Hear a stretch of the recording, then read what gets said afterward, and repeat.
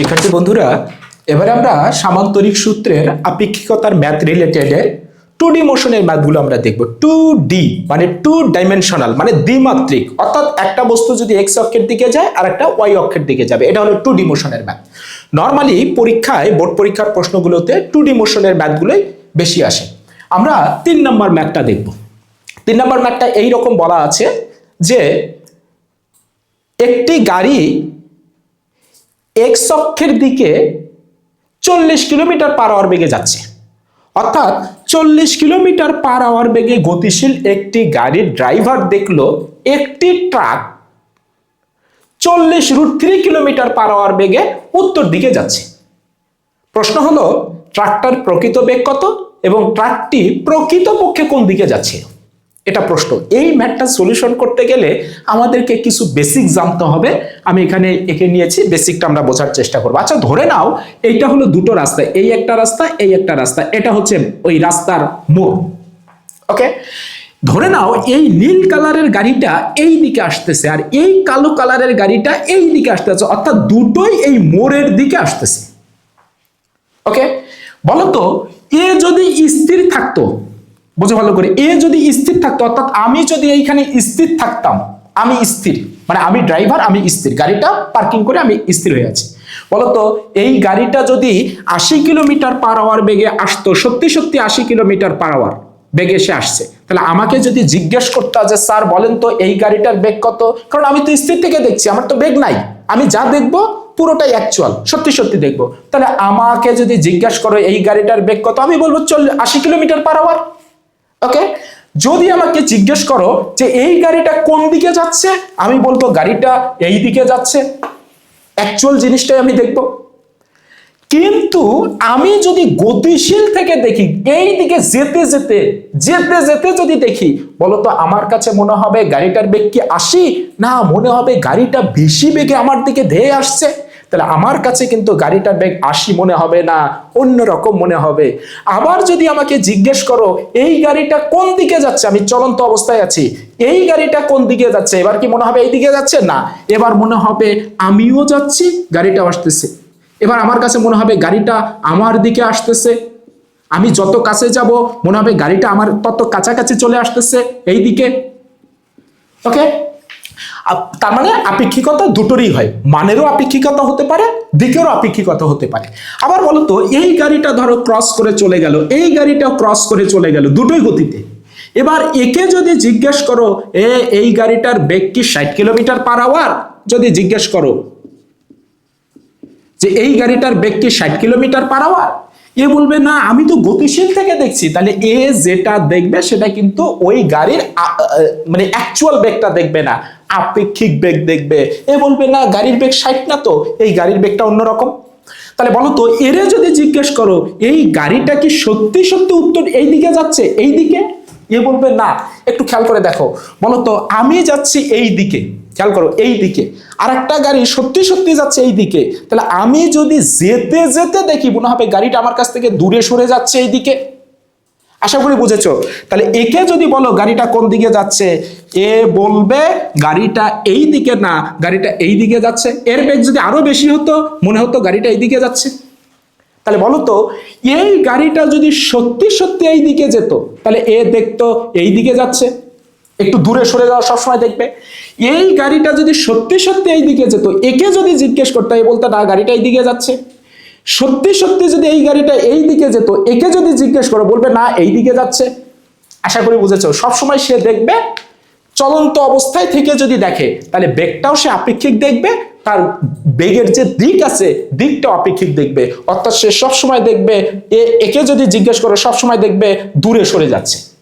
এই অংশটুকু বুঝলেই আমরা এই ম্যাথটা সলিউশন করতে পারবো। দেখো তো ম্যাথটাই কি বলে দেয়া ছিল যে 40 কিলোমিটার পার আওয়ার বেগে একজন গাড়ির ড্রাইভার 40√3 কিলোমিটার পার আওয়ার বেগে একটি ট্রাককে উত্তর দিকে চলতে দেখলো। আমরা এইটুকু জিনিস আগে বোঝার চেষ্টা করি। তাহলে এই গাড়িটার বেগকে আমরা ধরে নেই পি, না ধরলেও হবে, ধরি পি। তাহলে বলো তো পি এর মান কত হবে, 40 কিলোমিটার পার আওয়ার। এই চলন্ত অবস্থায় দেখেছে এই গাড়িটা যাচ্ছে উত্তর দিকে, কত বেগে যাচ্ছে, সে দেখেছে গাড়িটা যাচ্ছে 40√3 কিলোমিটার পার আওয়ার বেগে, 40√3 কিলোমিটার পার আওয়ার বেগে। এই এই ট্রাকটার বেগ হচ্ছে 40√3 কিলোমিটার পার আওয়ার। এ দেখেছে, আমরা কিন্তু কেউ দেখি নাই। বলতো এ যে স্থির থেকে দেখেছে গতিশীল থেকে দেখেছে বেগ এত, তাহলে গতিশীল থেকে দেখেছে, তাহলে বলতো সত্যি সত্যি কি ট্রাকটার বেগ এত? না। সে যদি স্থির থেকে এটা দেখতো তাহলে ওটা সত্যি সত্যি ট্রাকের বেগ ছিল। তাহলে যেহেতু সে গতিশীল থেকে দেখেছে, তাহলে এটা আপেক্ষিক বেগ দেখেছে, ওর সাপেক্ষে বেগ এত। কিন্তু কেউ যদি স্থির থেকে দেখতো তাহলে এর বেগটা অন্যরকম দেখতো, মানে অ্যাকচুয়াল বেগটা দেখতো। তাহলে প্রশ্ন বলেছে সেই অ্যাকচুয়াল বেগের মান কত, অর্থাৎ প্রকৃত বেগটা কত, আমরা বের করব একটু পরে। দ্বিতীয় যে কথাটা, এ দেখেছে এই গাড়িটা যাচ্ছে উত্তর দিকে, এ দেখেছে যাচ্ছে উত্তর দিকে, কিন্তু আমি যদি স্থির থেকে দেখতাম তাহলে আমরা কি দেখতাম? আমরা দেখতাম ও গাড়িটা যাচ্ছে এই দিকে যাচ্ছে।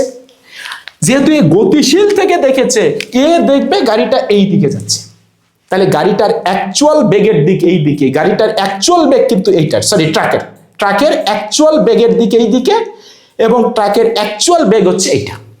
ওকে, তাহলে এটাকে যেহেতু আমি পি ধরেছি, বলো তো 40√3 কি তুমি কিউ ধরবা? না, এটা কিউ না তো, এটা তো এর সাপেক্ষে বেগ। বলো তো কারো সাপেক্ষে যে বেগ সেটা তো লব্ধি বেগ, আপেক্ষিক বেগ, সেটাকে আমরা আর দিয়ে প্রকাশ করেছি।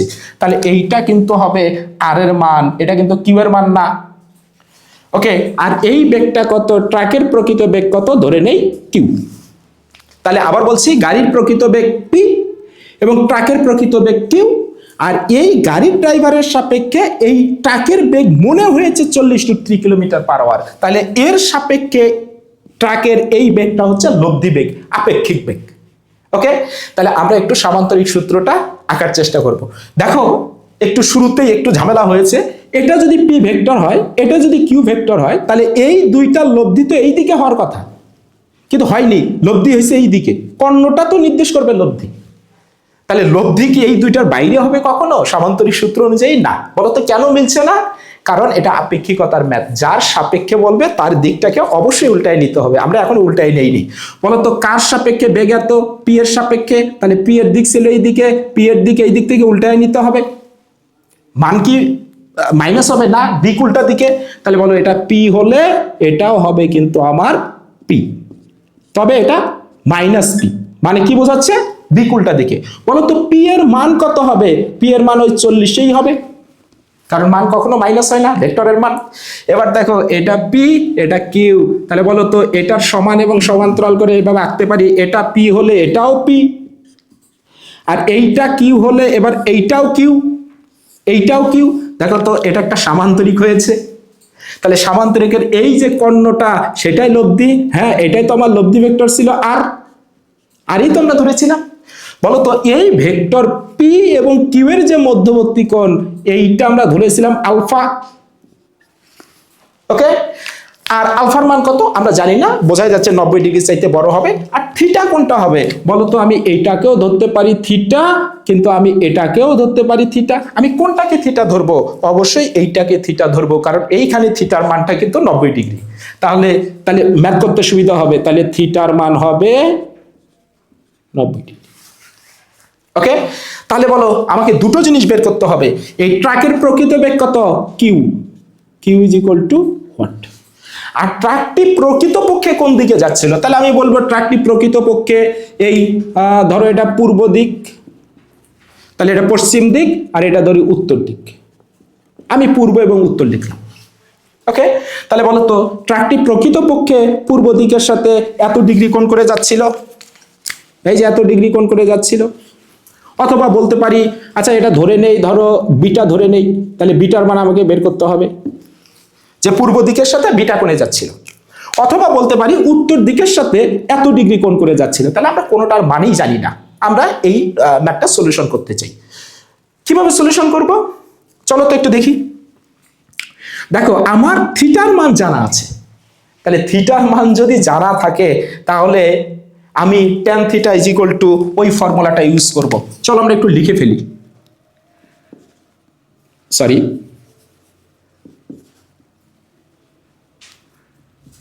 tan theta is equal two বলো তো আমি থিটাটা কার সাথে ধরেছি, পি এর সাথে, তাহলে পি হবে নিচে প্লাস, উপরে হবে কিউ, নিচেও হবে কিউ, উপরে হবে সাইন আলফা, নিচে হবে কস আলফা। দেখো আমি কিন্তু আলফার মান জানি না, আমরা একটু এই করব। এখানে দেখো ট্যান কত ডিগ্রি হবে, ট্যান 90 ডিগ্রি। তাহলে কিউ এর মান কত ছিল, কিউ এর মান আমরা জানি না, তাহলে কিউটা থাকলো উপরে সাইন আলফা, কিন্তু পি এর মান আমি জানি 40, আর এখানে হবে কিউ কজ আলফা। ওকে, তাহলে ট্যান 90 ডিগ্রির মান কত, 1/0, উপরে কিউ সাইন আলফা, নিচে হবে 40 প্লাস কিউ কজ আলফা। এবার আমরা একটু আড়াআড়ি গুণ করব, আড়াআড়ি গুণ করলে এটা 0 হয়ে যাবে, তাহলে হবে 40 plus Q cos alpha is equal to হয়ে যাবে 0। তাকাও তো একটু, তাহলে Q cos alpha is equal to হবে -40। একটু দেখো এবার বিপদে পড়েছি, আমি কিউ এর মানও জানি না, আমি আলফার মানও জানি না। এবার তাহলে কি করব, কিছুই যেহেতু করার নাই, আমরা এটার নাম দিয়ে রাখি, এটা 1 নম্বর সমীকরণ। বলতো আমার তো লব্ধির মান আর এর মান দেয়া আছে 40√3, তাহলে আমি ওই ফর্মুলাটাও তো ইউজ করতে পারি। বলো আমরা ফর্মুলা আরেকটা কি জানি, তাহলে আর স্কয়ার দিলাম, হ্যাঁ, আর ইজ ইকুয়াল টু হবে পি স্কয়ার, রুট ওভার না দিয়ে পাশে স্কয়ার দিয়েছি, Q square 2pq cos alpha. একটু মানগুলো বসিয়ে দেখি কি হয়। বলো তো আর এর মান কত, 40√3, তাহলে আর এর জায়গায় বসাও 40√3, তার উপরে স্কয়ার। পি এর মান আমরা জানি 40, তারপরে স্কয়ার। কিউ এর মান আমরা জানি না, কিউ স্কয়ার থাকলো প্লাস 2 থাকলো। বলো তো পি এর মান কত, 40। দেখো আমি কিউ এর মান জানি না, আলফার মানও জানি না, কিন্তু আমি এই কিউ কজ আলফার মান জানি। এই যে কিউ কজ আলফার মান জানি আমি, কিউ কজ আলফার মান হচ্ছে -40। তাহলে বলো এইখানে আমি কত বসাবো, -40। এবার তুমি দেখো সব মান জানা, শুধু কিউ এর মানটা অজানা। তোমরা যদি ক্যালকুলেটর চাপো, চেপে যদি কিউ এর মানটা বের করো, বের হবে 80 কিলোমিটার/আওয়ার। এটা একটা আমাদের আনসার। তাহলে বলো ট্রাকের প্রকৃত বেগ কত, 80 কিলোমিটার/আওয়ার। অর্থাৎ ট্রাকটা সত্যি সত্যি 80 কিলোমিটার/আওয়ার বেগে যাচ্ছিল, কিন্তু এর কাছে মনে হয়েছে 40√3 কিলোমিটার/আওয়ার বেগে যাচ্ছে। এবার আমাকে আরেকটা জিনিস বের করতে হবে, এই বিটার মান পূর্ব দিকের সাথে এত ডিগ্রি কোণ করে যাচ্ছে, অর্থাৎ ট্রাকের সত্যিকারের দিক, প্রকৃত দিক। আমরা এখন পেয়ে যাব কিউ এর মান যেহেতু 80 পেয়েছি, কিউটাকে ওই পাশে পাঠিয়ে দাও তো। তাহলে কিউটাকে পাঠিয়ে দিলে হবে cos alpha is equal to -40, Q এর মান যেহেতু 80, তাহলে নিচে হবে 80 ইজ ইকুয়াল টু কত হবে, -1/2। বলো cos কত ডিগ্রি মান -1/2, cos 120 ডিগ্রি মান -1/2। অতএব আলফা ইজ ইকুয়াল টু হবে 120 ডিগ্রি। কত, 120 ডিগ্রি। বলো তো এই পুরা কোণটা কত, 180 ডিগ্রি, আর এই আলফার মান কত, 120 ডিগ্রি। তাহলে 180 থেকে যদি আমি আলফার মানটা যদি বাদ দেই, তাহলেই তো আমি বিটার মানটা পেয়ে যাব। তাহলে বিটার মান কত হবে, 180 বিয়োগ 120, এই যে 120, তাহলে এই বিটার মানটা হবে 30 ডিগ্রি, 30 ডিগ্রি। তাহলে এটা একটা আনসার। ওকে, তাহলে আমরা এইভাবে উত্তরটা দেব যে ট্রাকের প্রকৃত বেগ হচ্ছে 80 কিলোমিটার/আওয়ার এবং ট্রাকটি সত্যি সত্যি পূর্ব দিকের সাথে 30 ডিগ্রি কোণে যাচ্ছে, অথবা আমরা বলতে পারি উত্তর দিকের সাথে 60 ডিগ্রি কোণে যাচ্ছে, কারণ এটা 30 হলে এটা 60 হবে। তাহলে দিকটা আমরা যে কোনো ভাবে বলতে পারি। আশা করি বুঝেছো। চলো এই ম্যাথটা আমরা আরো সহজ করে করতে পারি, একটু ছোটখাটো করে করতে পারি। আমরা ছোটবেলার যে অভিজ্ঞতা আছে ওগুলো কাজে লাগিয়ে সামান্তরিক সূত্র না ইউজ করব। দেখো তো আমার দরকার কিউ এর মান বের করা এবং আমার দিক বের করা। একটু ইমাজিন করো, এই যে এই মূল বিন্দুটার নাম দেই এ, আর এই বিন্দুটার নাম দেই ধরো বি, আর এই বিন্দুটার নাম দিলাম সি। বলো তো এ বি সি এটা একটা সমকোণী ত্রিভুজ। ওকে, এটা হলো সমকোণী ত্রিভুজ।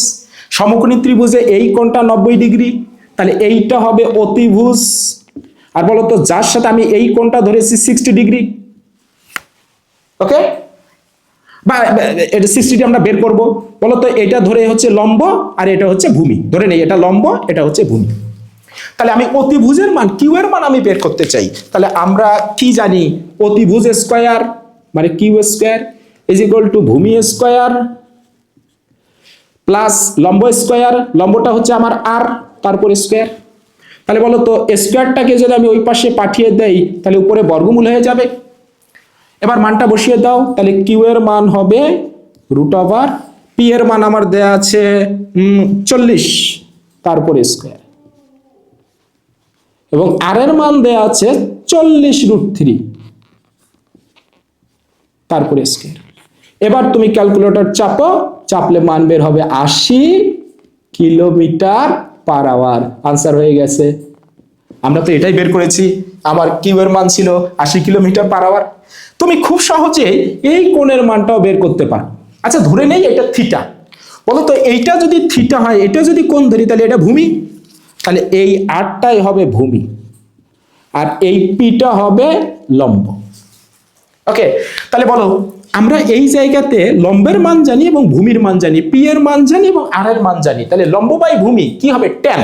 তাহলে আমরা লিখতে পারি ট্যান থিটা, এই যে এটাকে ধরেছি থিটা, ধরে নেই, বা তুমি অন্যটাও ধরতে পারো। আচ্ছা থিটা যেহেতু আমি লিখেছি, এখানে থিটা না ধরে নেই গামা।